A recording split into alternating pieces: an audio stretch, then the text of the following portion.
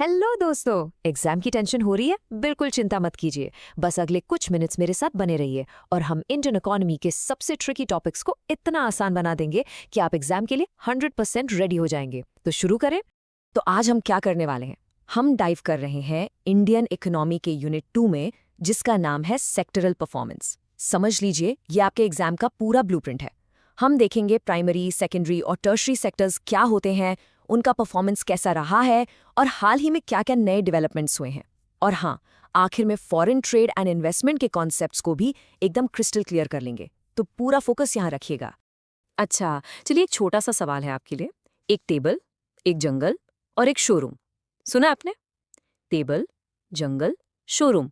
अब आप सोचिए, इन तीनों का हमारी इंडियन इकोनॉमी से क्या कनेक्शन हो सकता है? थोड़ा अजीब लगा ना? बट ट्रस्ट मी, इसका जवाब मिलते ही आपका पूरा टॉपिक अनलॉक हो जाएगा। तो चलिए उस पहेली का जवाब ढूंढते हैं, और वो छिपा है एक सिंपल सी फर्नीचर बिजनेस की कहानी में। देखिए, स्टेप 1, एक वुडकटर जंगल से लकड़ी काटता है, राइट? ये हो गया प्राइमरी सेक्टर, जहां हम नेचर से सीधा रिसोर्सेज लेते हैं। फिर आता है स्टेप 2, वही लकड़ी फैक्ट्री में जाती है और एक शानदार टेबल बन जाती है। ये है सेकेंडरी सेक्टर, यानी मैन्युफैक्चरिंग। और फाइनली स्टेप 3, एक फैंसी सा शोरूम उस टेबल को बेचता है और आपके घर तक पहुंचाता है। ये क्या हुआ? ये है टर्शरी सेक्टर, यानी सर्विसेज। देखा कितना सिंपल? तो देखा आपने, उस एक एनालॉजी से हमें मिल गए इकोनॉमी के 3 सबसे बड़े पिलर्स। तो आइए अब इन्हीं 3 पिलर्स को, इन्हीं 3 हिस्सों को थोड़ा और गहराई से समझते हैं, क्योंकि यही मिलकर पूरी इंडियन इकोनॉमी की गाड़ी चलाते हैं। ये टेबल दोस्तों, ये सबसे इंपॉर्टेंट है। ये एक स्नैपशॉट है, पूरी कहानी एक जगह पर। ध्यान से देखिए। प्राइमरी सेक्टर, जिसमें खेतीबाड़ी, माइनिंग ये सब आता है, ये सबसे ज्यादा लोगों को काम देता है, लगभग 45% लोगों को। लेकिन जीडीपी में इसका कंट्रीब्यूशन सबसे कम। इंटरेस्टिंग है ना? फिर है सेकेंडरी सेक्टर, यानी मैन्युफैक्चरिंग, जहां मेक इन इंडिया का पूरा जोर है। और आखिर में आइए हमारे स्टार प्लेयर से मिलिए, the tertiary sector, IT, banking, tourism. ये हमारा इंजन ऑफ ग्रोथ है, जो अकेले ही जीडीपी में 50% से ज्यादा का हिस्सा डालता है। तो चलिए अब इन तीनों सेक्टर्स का ना परफॉर्मेंस कार्ड चेक करते हैं। देखते हैं कौन कितने पानी में है। मतलब देश की कमाई यानी जीडीपी में किसका कितना हाथ है और कितने लोगों का घर इससे चल रहा है। और ये डोनट चार्ट तो पूरी कहानी एक झलक में बता देता है। ये जो सबसे बड़ा हिस्सा देख रहे हैं आप, 50% से भी ज्यादा, ये है हमारा चैंपियन, द टर्शरी या सर्विस सेक्टर। हमारी इकोनॉमी की ज्यादातर कमाई यहीं से आ रही है। उसके बाद नंबर आता है सेकेंडरी सेक्टर का, और देखिए सबसे छोटा सा टुकड़ा है प्राइमरी सेक्टर का। लेकिन जैसा कहते हैं ना, पिक्चर अभी बाकी है। जैसे हम एम्प्लॉयमेंट के इस बार चार्ट को देखते हैं, कहानी एकदम 180 डिग्री घूम जाती है। देखिए सबसे ऊंची इमारत किसकी है? प्राइमरी सेक्टर की।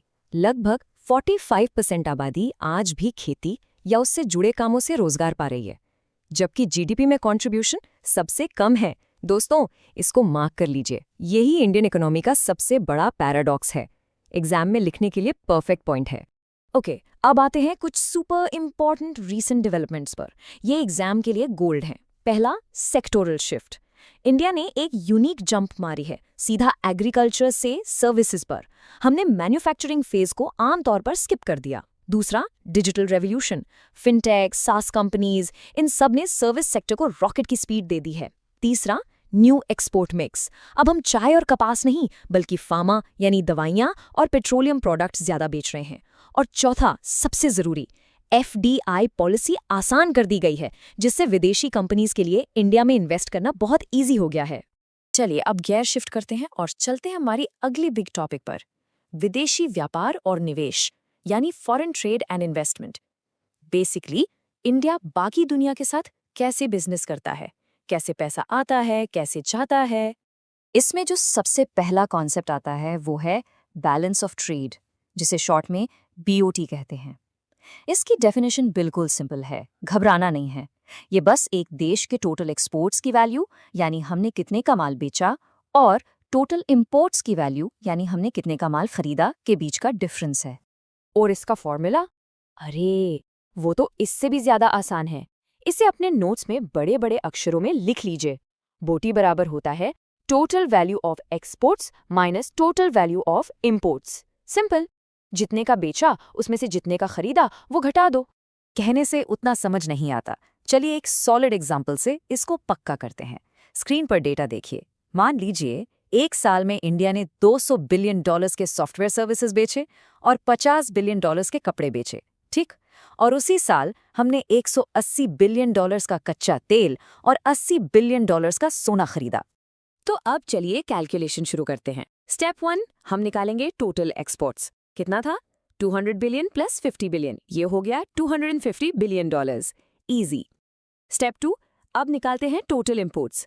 180 बिलियन प्लस 80 बिलियन, ये हो गया $260 बिलियन। अब आता है फाइनल स्टेप। स्टेप 3, फॉर्मूला में वैल्यू डालते हैं।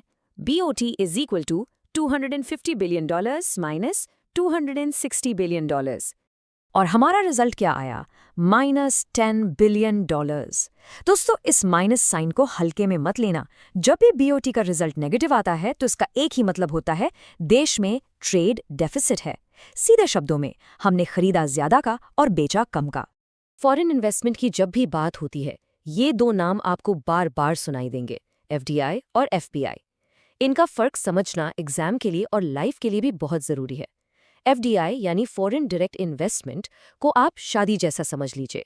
ये एक लॉन्ग टर्म स्टेबल इन्वेस्टमेंट है, जैसे कोई विदेशी कंपनी इंडिया में फैक्ट्री बना रही है, ये अपने साथ टेक्नोलॉजी भी लाती है। वहीं FPI यानी फॉरेन पोर्टफोलियो इन्वेस्टमेंट थोड़ा डेटिंग जैसा है। ये शॉर्ट टर्म होता है, सिर्फ प्रॉफिट के लिए, जैसे स्टॉक मार्केट में पैसा लगाना। ये बहुत जल्दी आता है और उतनी ही जल्दी चला भी जाता है, इसीलिए इसको हॉट मनी भी कहते हैं। तो चलिए, अब तक जो भी पढ़ा उसका सार निकालते हैं। ये है इस चैप्टर के गोल्डन कीज, वो मास्टर पॉइंट्स जो आपको एग्जाम में बाकियों से आगे रखेंगे। ये इस पूरे सेशन का कह सकते हैं निचोड़ है। और ये स्मार्ट सेंटेंस तो आप अपने आंसर में जरूर यूज करना।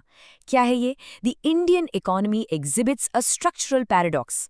इसका मतलब क्या है कि इंडियन इकोनॉमी में एक अजीब सा विरोधाभास है। वो ये कि टर्शरी सेक्टर GVA यानी ग्रॉस वैल्यू एडेड में सबसे आगे है, लेकिन प्राइमरी सेक्टर लोगों को नौकरी देने में सबसे आगे है। ऐसा क्यों? क्योंकि एग्रीकल्चर में डिस्गाइज्ड अनएम्प्लॉयमेंट बहुत ज्यादा है, जहां जरूरत से कहीं ज्यादा लोग एक ही काम में लगे हैं, इसलिए उनकी प्रोडक्टिविटी कम हो जाती है। ये लाइन आपके आंसर को एक अलग ही लेवल पर ले जाएगी। और जाने से पहले मैं आपके लिए एक सवाल छोड़कर जा रहा हूं। थोड़ा सोचिए इस पर। हमारी इकोनॉमी सर्विस लेड है, आगे बढ़ रही है, लेकिन क्या इंडिया सिर्फ सर्विसेज के दम पर एक डेवलप नेशन बन सकता है, बिना एक स्ट्रॉन्ग मैन्युफैक्चरिंग बेस के? इस पर आपके क्या विचार हैं, मुझे नीचे कमेंट्स में जरूर बताइएगा।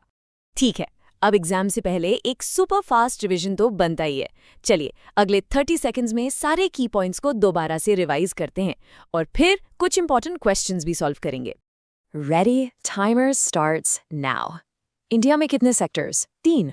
Primary, secondary, tertiary. GDP में सबसे आगे टर्शरी, एम्प्लॉयमेंट में सबसे आगे प्राइमरी। BOT का formula exports minus imports, negative result का मतलब ट्रेड डेफिसिट। FDI क्या है? Long term. FPI क्या है? Short term hot money. That's it, revision done. चलिए अब टेस्ट का टाइम। सवाल नंबर 1, इंडियन इकोनॉमी का इंजन ऑफ ग्रोथ किस सेक्टर को कहते हैं? और जवाब है बिल्कुल सही, द टर्शरी यानी सर्विस सेक्टर, जो इंडिया की GDP में 50% से भी ज्यादा का योगदान देता है। दूसरा सवाल, ट्रेड डेफिसिट से आप क्या समझते हैं? इसका क्या मतलब होता है? इसका बिल्कुल सीधा सा मतलब है दोस्तों कि एक देश के इंपोर्ट्स यानी जो माल हम खरीद रहे हैं वो उसके एक्सपोर्ट्स यानी जो माल हम बेच रहे हैं से ज्यादा हैं।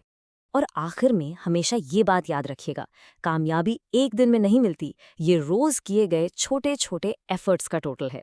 तो बस पढ़ते रहिए, मेहनत करते रहिए। आपके एग्जाम्स के लिए ऑल द वेरी बेस्ट। ऐसे ही और इन्फॉर्मेटिव वीडियोस के लिए LLB स्टूडेंट अड्डा को सब्सक्राइब करना और फॉलो करना ना भूलें। और हाँ, अगर आप किसी नए टॉपिक पर वीडियो चाहते हैं तो नीचे कमेंट सेक्शन में ज़रूर बताइए।